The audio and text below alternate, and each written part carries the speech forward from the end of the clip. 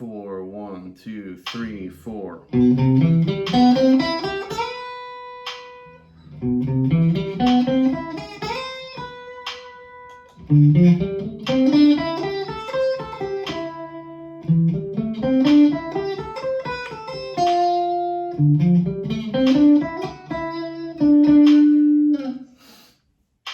So I made some mistakes there, which is good because that's hard.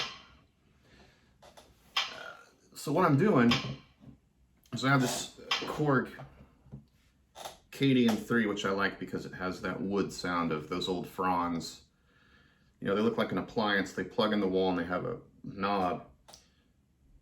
But the sounds you're hearing from that metronome is this mallet hitting the side, and it's got this really nice feel to it, some nice sound, and all that. But what I was doing is putting the beat on 3. So 1, 2, click, 3 or 4. 1, 2, click, 4. 1, 2, click, 4. And if you want to work on your timing and feel, take an exercise you're doing. Could be just running a pentatonic scale, an arpeggio. Start with the beat or the click on all 4. So click, click, click, click, all the way through. Then half it. So if you're doing 120, quarter note equals 120, drop it to 60. Do the 1 and 3. So click, 2, click, 4. Run the exercise that way a bit. And do 2 and 4. 1, click, 3, click, 1, click. Just like a snare drum would be in a straight beat. And then you do what I do, is you can take it and say, okay, here's what we're gonna do. Gonna put the beat on the 3. And then the other one I will do is put it on the 4.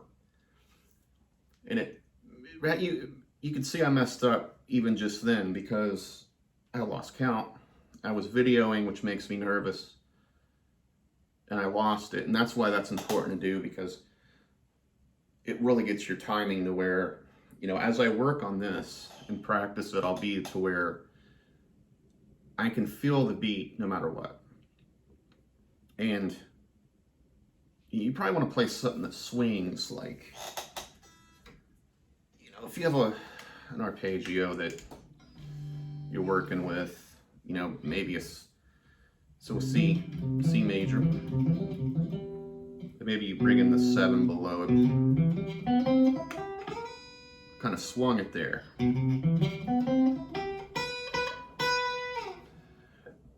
If you're doing rhythm, you know, you could take a 7 chord like this.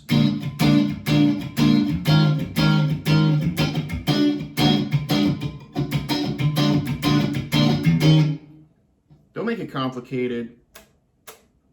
That's why I was using a simple shell voicing. If you want to learn this, it's the root, the 3rd, and the 7 of a dominant 7 chord.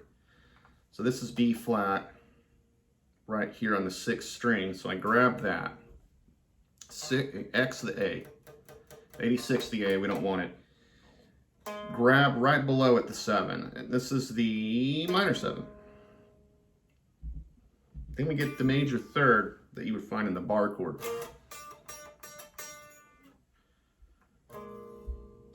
And I'm muting the A string with my top finger. So when I hit that, I'm muting too with this whole finger here.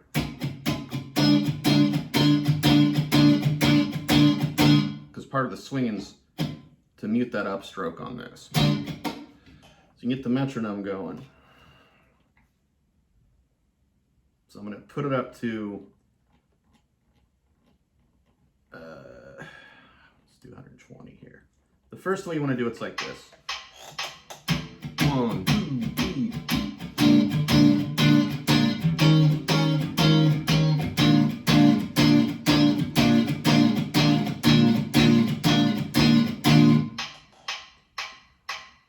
Now we're going to take it in half, and we're going to do 1 and 3. 2. You have to get the beat a minute when you're splitting it like this, like a counting. No harm in getting it down.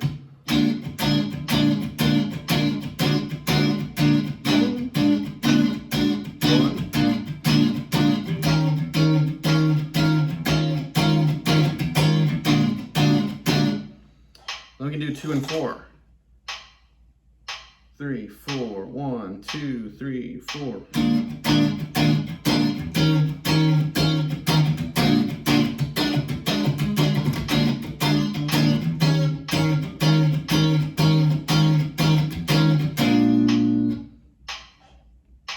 Now we're gonna half it and do the hard one. You gotta remember what it was like, because we're 4 times faster.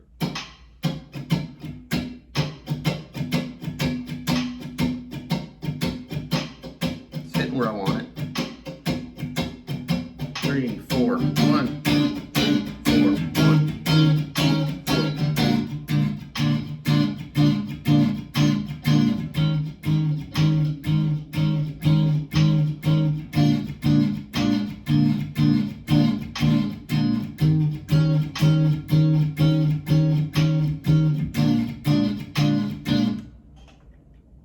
And that's how you do it, right?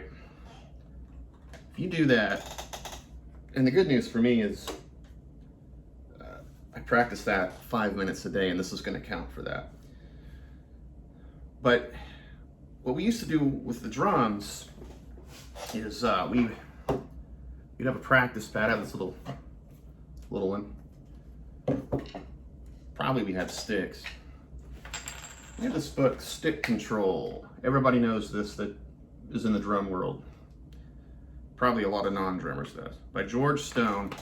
All it is just about every combination of sticking patterns you could think of. And there's a lot, this is an endless book, because not only do you just go through it and nail it on the pad and go through the stickings,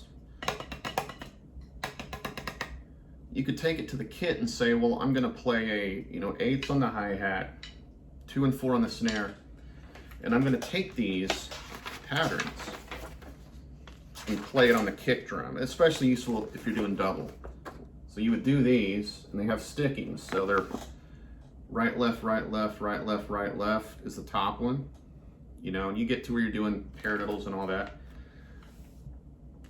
But another thing that was recommended that I tried that made the biggest impact was to set the metronome slow like this.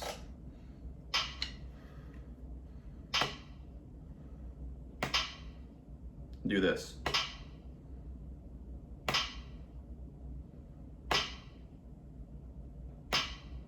It's hard.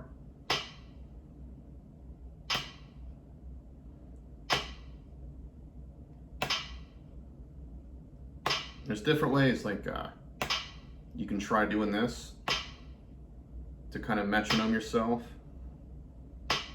Bring it up a little early. But I tried just this, just like I would play at speed, but just slow down. Whoops, see?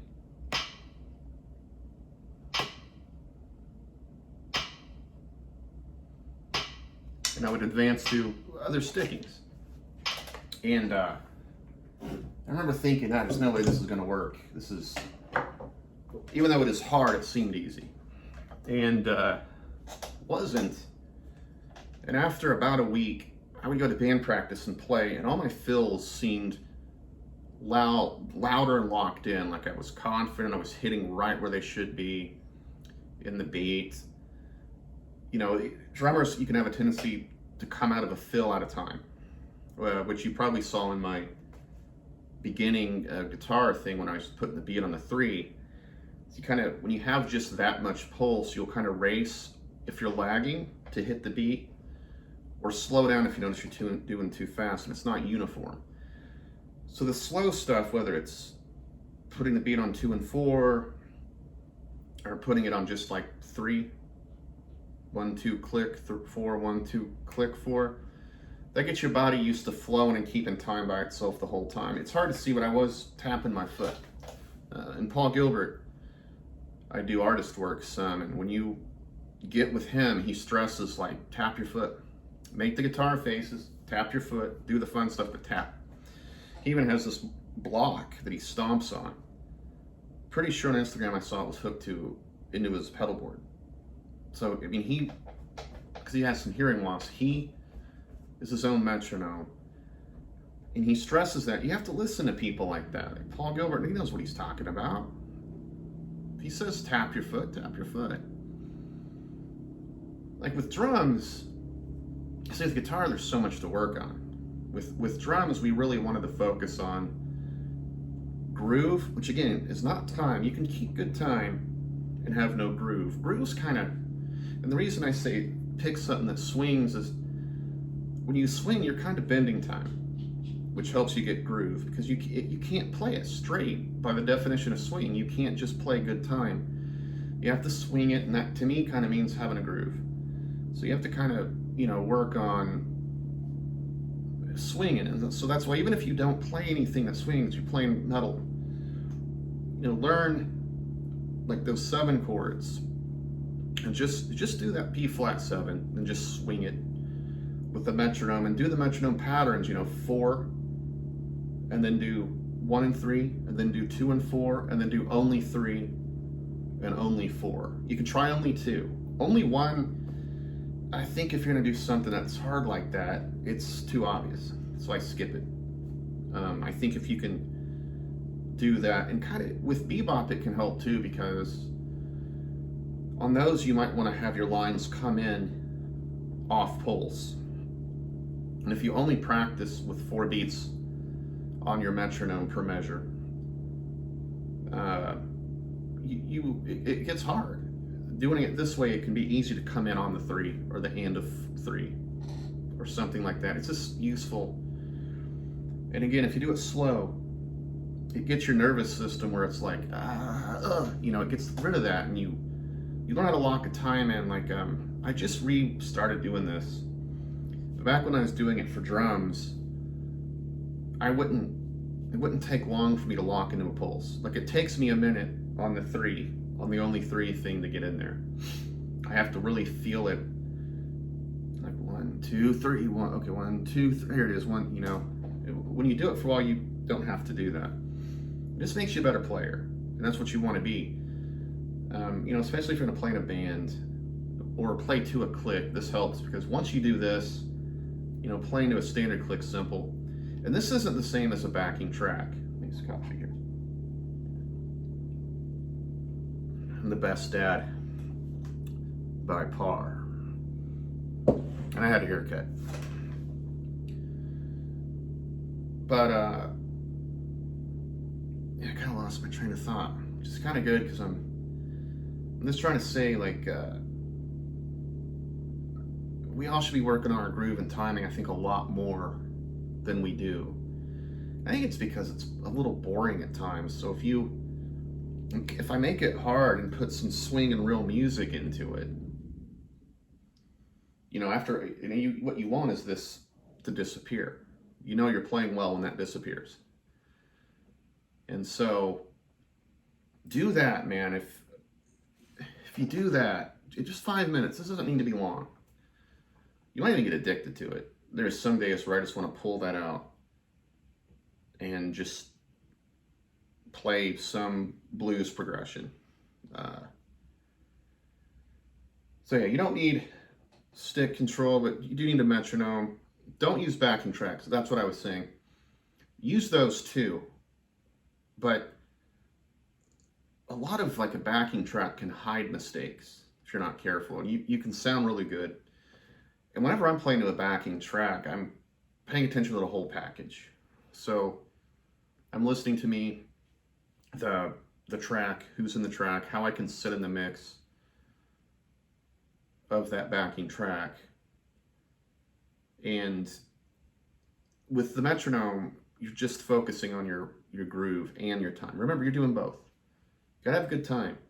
But you have to add groove to it. You have to have groove going with it.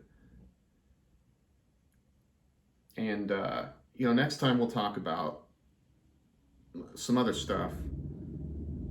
But, and get metronome apps. There's one called Tempo. I don't have my phone. Oh, yeah, there it is. Found it. I think it's couple bucks or 14. But it's really good, and it has a similar sound to this chord, because I'm really just digging that wood sound, and this has the best. I just love it. If you practice with the metronome enough, you will get this way too. Like I can't do the beep anymore. You know, it's bad. You can get like the Boss, I think Dr. Beat or Dr. Dog, no, Dr. Dog's a band. They do Hot Stepper cover. You should check that out. And that's real handy for this. I don't have one. I had a Tama Rhythm Watch, which was really good, especially for a drummer, because like it's mounted on a stand. I think the Dr. Beat by Boss does it too. But you can slide the beats down. So in this case, I could set it to 120, and I could pull down the sliders for the first, second, and fourth beat and just have the third. Of course, the apps and the online ones will do that too. This doesn't, the chord here doesn't have the option, but this is small, it fits in my bag, but it's not so dinky as the little ones on Amazon that are like, oh, here, this one. This guy, which is a click, it works. I don't think it has multiple click sounds. I think it's just one beep. And if we're gonna have to work with the metronome when we don't want to, it should sound good, you know. So this was sponsored by a tuning peg changer thing. So yeah, and keep it real.